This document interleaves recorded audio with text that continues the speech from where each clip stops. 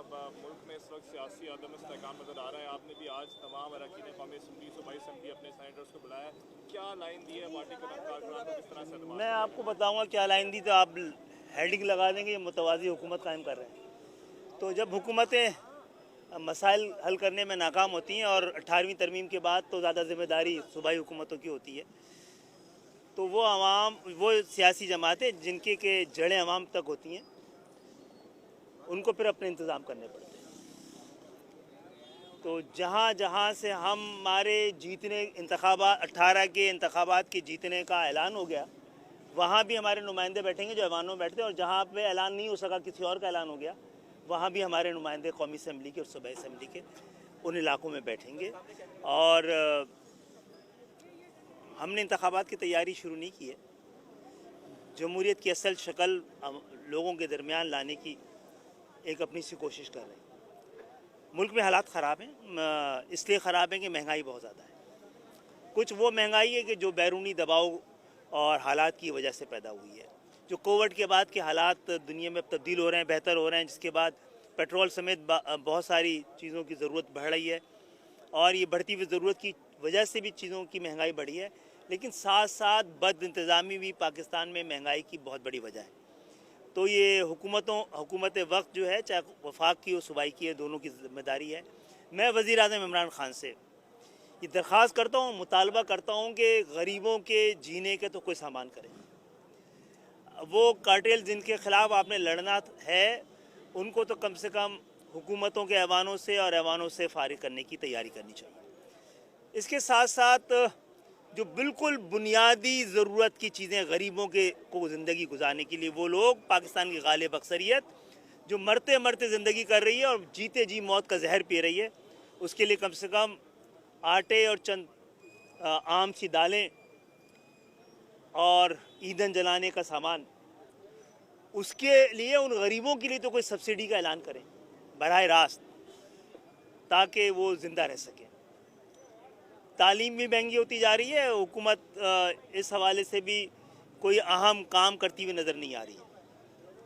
और वो शहर जो आज भी 65% देता है, ये बात बार बार इसलिए कर रहे हैं कि अभी तक 65% दे रहा है, तो वहाँ पर ना तालीमी इदारों पे खर्च हो रहा है, ना इंफ्रास्ट्रक्चर पर खर्च हो रहा है। तो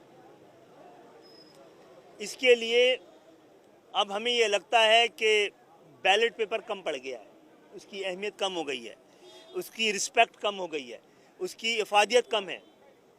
तो वोट नहीं बोलेगा तो हम शुरू से कहते रहते हैं अब रोड बोलेगी। तो हम मजबूरन अपने शहर की सफाई के लिए भी और सियासी गलाजत को दूर करने के लिए भी हमें शायद सड़कों पे आना पड़े, और हम आएंगे। तो ये काम आप हुकूमत में रहते हुए करेंगे या हुकूमत से भी बाहर आके करेंगे, या काबीना से बाहर आके? दोनों ऑप्शन मौजूद हैं। देखिए, एक बात तो आप सबको पता है कि हमने हुकूमत से कुछ मुतालबे किए थे, उसमें से अक्सरियती जो मुतालबे थे वो कोई तंजीमी मुतालबे नहीं थे, और वो भी तंजीमी नहीं, इंसानी हुकूक के मुतालबे। अगर हमारे कारकुन लापता हैं तो ये MQM का मसला नहीं, ये पाकिस्तान का मसला है, इंसानियत का मसला है, आइन का, कानून का, इंसाफ का मसला है। अगर MQM के बेगुनाह कारकुनान से जेलें भरी हुई हैं और उन पर मुकदमा भी नहीं चल रहा है, और जब भी मुकदमा चलता है हतमी नतीजे में पहुंचता है, वो बेगुनाह करार दिए जाते हैं। तो ये मसला भी इंसानी मसला था, इसलिए हमने उसमें रखा था। हमने ये कहा था कि जो रियासतें अपने लोगों को गिन भी ना सकें, वही नाकाम रियासतें होती हैं। तो आपने पूरे पाकिस्तान का तो हमें नहीं पता, लेकिन सिंध के शहरी इलाकों की आवाम में आपने आधे से कम उनको गिना है। अब हमारे इस मुतालबे को पहली दफ़ा इतनी तो पजीराई मिली है कि अर्ली सेंसस के लिए हुकूमत तैयार हुई है, इस बजट में पैसा रखा गया है। हम कोशिश करेंगे हुकूमत में रहते हुए अगर ये मसला हल हो जाए। 70 साल से एक ज़माने में पाकिस्तान के तीसरे बड़ा शहर हैदराबाद था, उसमें कोई यूनिवर्सिटी नहीं थी, एक यूनिवर्सिटी बनने जा रही है। तो उसके लिए तो हम इंतज़ार कर सकते हैं, लेकिन हमारा कोई सियासी मफाद ऐसा नहीं है जिसकी वजह से हम हुकूमत का साथ दें। हमने हुकूमत का साथ हुकूमत में रहने के लिए, हुकूमत बनाने के लिए नहीं, जमहूरियत को बचाने के लिए किया था। अगर हम समझते हैं कि जमहूरियत हमारे इन वोटों के बगैर भी बच सकती है तो हम हुकूमत में रहने को तरजीह नहीं देंगे। दो ऑप्शंस में से एक ऑप्शन कब तक चुन लेंगे? हालात बताएंगे ना, और ये फैसला अब हमें थोड़ी करना है, ये फैसला वफाकी हुकूमत को करना है कि अगर वो समझती है कि हमारे वो मुतालबे जिस पे कि उसने वादा किया है, तो इसका मकसद है उनको जायज़ मुतालबा समझती है ना, तो जायज़ मुतालबों को पूरा ना करना सबसे बड़ा नाइंसाफ़ी है। अब उसके लिए बहुत ज़्यादा 2 साल का इंतज़ार नहीं किया जा सकता। ये बता दीजिएगा, हुकूमत की जानिब से कहा जा रहा था कि हुकूमत और फौज जो है वो एक पेज पर है, मौजूदा हालात में आप समझते हैं कि दोनों एक पेज पर है? और दूसरा ये भी बता दीजिएगा कि टीएलपी की जानिब से जो है वो लाहौर के अंदर जो इस टाइम मुजाहिरा किया जा रहा है, एमकेएम उसकी हिमायत का ऐलान करती है, एमकेएम तो क्या स्टांस है उसके ऊपर? देखें, ये तो बहुत ही अजीब सा नैरेटिव है जो बड़ी बेशर्मी से हम कहते हैं कि हुकूमत और फ़ौज एक पेज पे, पूरी कौम को एक पेज पे होना चाहिए भाई।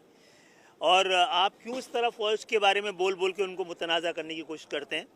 वो हुकूमतों के ताबे होती हैं, कौम के तहफ़्फ़ुज़ के लिए हैं, और वो अपना काम कर रही हैं, सरहदों की हिफाजत कर रही हैं। वो उनको सियासत में ये लफ्ज़ कह के भी हमें सियासत को आलूदा नहीं करना चाहिए।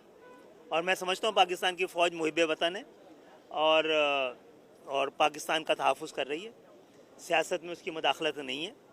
हाँ, कुछ उसके जो आइनी उसके जो किरदार है उसके लिए जो मामलात हैं उसमें हुकूमत को उनके मामलात में सियासत को भी सियासत नहीं करनी चाहिए, इतना है मामला। अच्छा, आप लोग बड़े अहम तरीन इत्तेहादी हैं, DGISI का नोटिफिकेशन अभी तक क्यों जारी नहीं हुआ? ये इस पे सबको बेचैनी है और हमें भी बेचैनी है। इसको हम कुरेदने की कोशिश इसलिए नहीं करते कि इससे ज़्यादा करने वाले काम हैं, और इसको हुकूमत और इदारे मेरे ख्याल है मिल के उसने खूबी पूरा कर देंगे। मुझे नहीं लगता कि ये चीज़ जमहूरियत के अदम इस्तेकाम का शिकार करेगी। क्या पाकिस्तान में क़ब्ल से इंतख़ाबात होने वाले हैं? क़ब्ल से वक्त इंतख़ाबात अगर कौम को ज़रूरत है तो होने चाहिए।